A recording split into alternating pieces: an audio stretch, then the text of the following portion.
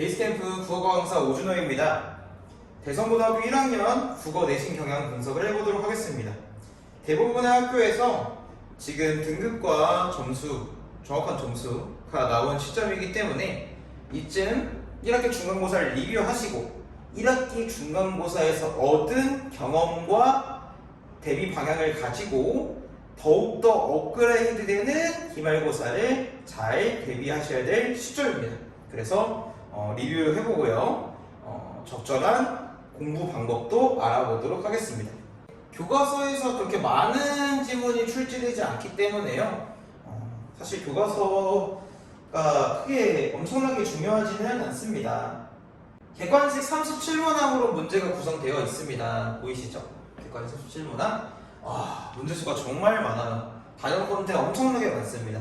다른 학교들은 단답형이 포함되어 있어서 26문제이거나 아니면 단답형이 없이도 올 객관식 27문제인데에 반해서 대상고는 37문제를 1시간 안에 전부 푸셔야 됩니다. 산술적으로 봤을 때 한 문제당 2분을 쓸 수도 없어요. 그래서 너무나 시간적인 압박이 크다. 그래서 교과서 지문은 기본적으로 공부하시는 거고요. 그 외에도 모의고사 위주로 공부를 열심히 하셔야 됩니다.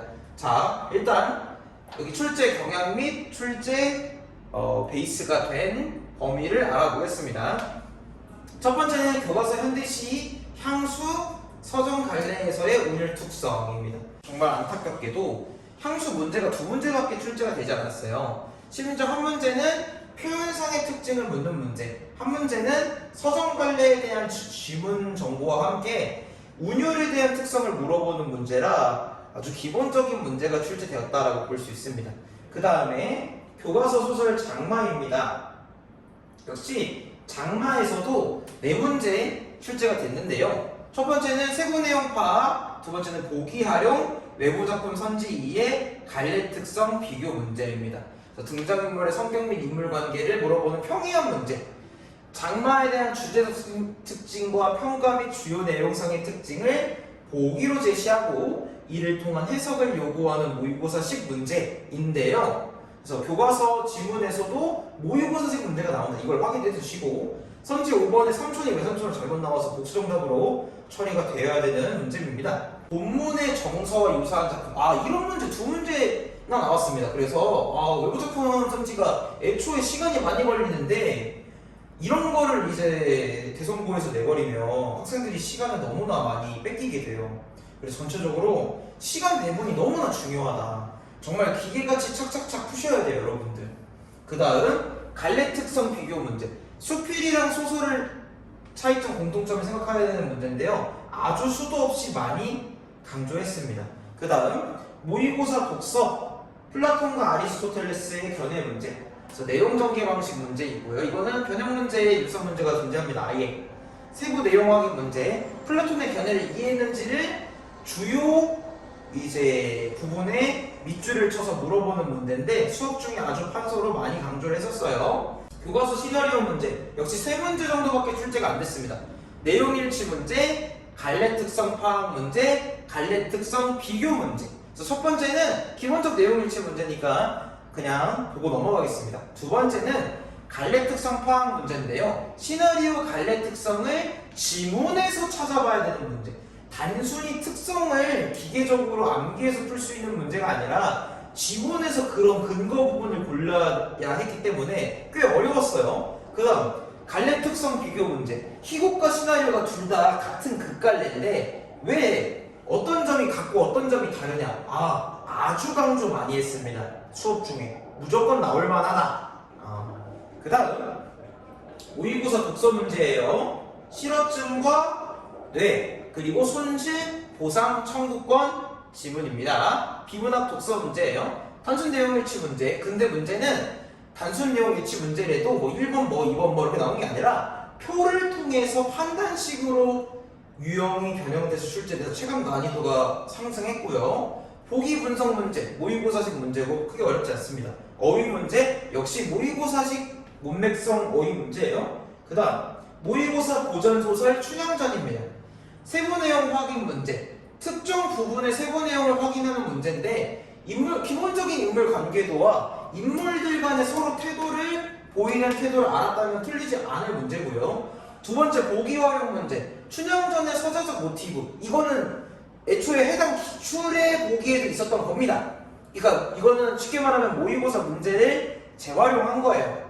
역시 모의고사식 문제고요. 어휘, 주제 관련한 사자성어 문제인데 정답인 선지가 너무 평이한 사자성어예요. 정답 선지가 너무 쉬운 거, 고르기 너무 쉬운 거. 그리고 백캠 국어에서는 정규 수업 기간 동안에 한자성어 암기 프로그램을 실시했었습니다. 모의고사 고전소설 토공전, 보기 활용 문제, 위에 춘향전 16번과 비슷합니다. 그 다음 세부 내용 확인 문제, 특정 부분의 인물 특성, 진술 특성 파악하는 문제인데 모의고사 변형 문제 그대로 비슷한 거 있어요.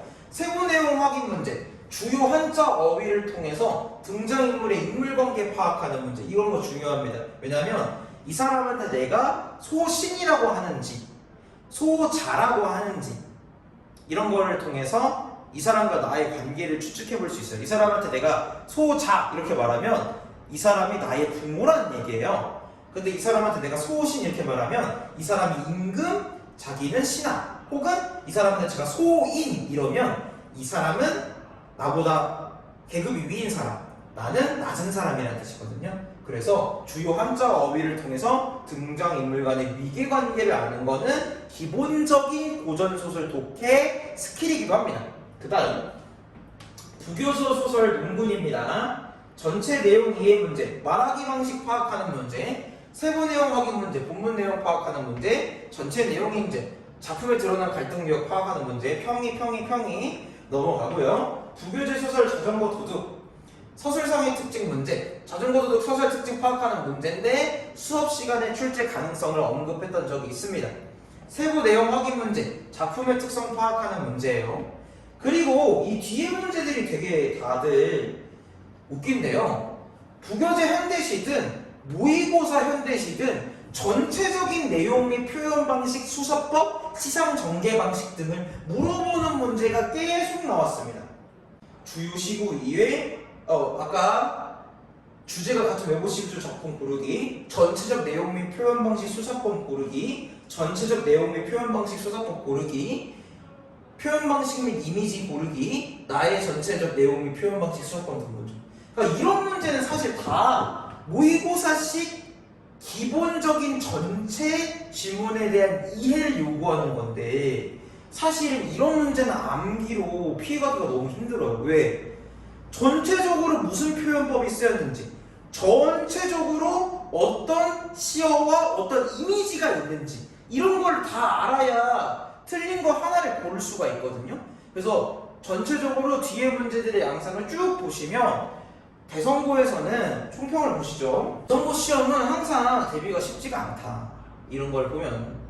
그래서 1학년이 3기능 모의고사가 진도로 포함되어 있기 때문에 7주에서 8주를 대비 기간으로 잡아도 감당하기가 솔직히 쉽지 않아요. 그리고 모든 문제들이 전체적 내용의 이해를 요구하는 문제가 많아요. 모의고사식. 이것은 결국 제일 중요한 게 뭐냐면 학교에서 모의고사식 문제풀이 지문 이해를 요구하는 것이다. 그래서 그냥 단순히 암기만 열심히 하는 학생을 원하지 않는다.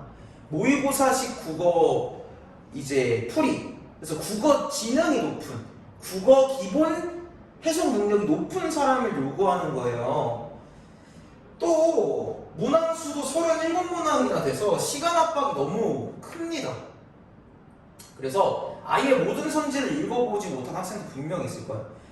실제로 베이스캠프 재원생인 쌤 제자들도 선생님에게 저는 전체 지문을 다 읽어보지 못했어요. 선지를 거의 읽지 못하고 몇 번까지를 읽고 풀었어요. 이런 경우도 너무 많거든요. 근데 그러다 보면 사소한 실수가 많아질 수밖에 없습니다. 그래서 베이스캠프 자체에서는 어떻게 대비를 하느냐, 비내신 기간, 그러니까 정규 수업 기간이에요. 대부분 여름방학, 겨울방학이 많겠죠. 그런 기간에 매주 모의고사 1시 매주 풉니다. 그리고 매주 그것에 대한 오답노트 작성을 학생들에게 교육하고 있다.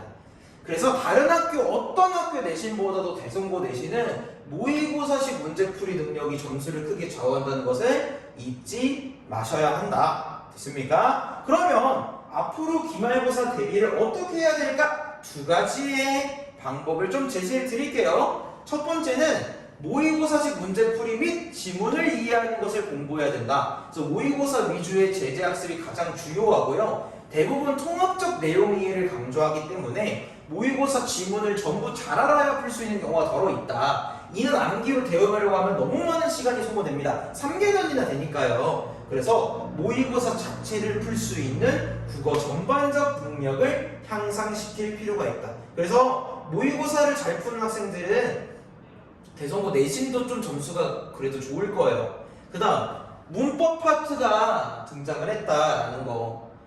기말고사에 중간고사 때는 문법이 없었어요. 근데 이제 기말고사에는 문법 파트가 포함될 예정입니다. 왜냐면 교과서 범위가 포함되기 때문에. 그래서 문법 파트는 대부분은 교과서 위주로 출제되긴 하지만 대성고 국어가 악명 높게 문법조차 쉽지가 않다. 헷갈리는 선지를 자주 낸다. 그래서 이제 학생 여러분은 기말고사 때는 모의고사 지문뿐만 아니라 문법마저도 열심히 꼼꼼히 공부하셔야 된다. 그래서 정말 대성고 국어를 가르치는 선생님 입장에서도 너무 솔직히 어렵고 힘든 길이라는 걸 알고 있습니다. 하지만 항상 선생님이 여러분을 응원하고 있고 여러분들이 좋은 점수를 받도록 항상 응원하기 때문에 여러분들이 좀 열심히 공부하시고 시간 투자도 많이 하시고 지금 아직 시험까지는 많이 남았어요. 대성고는. 하지만 여러분들 절대 여기서 방심하지 마시고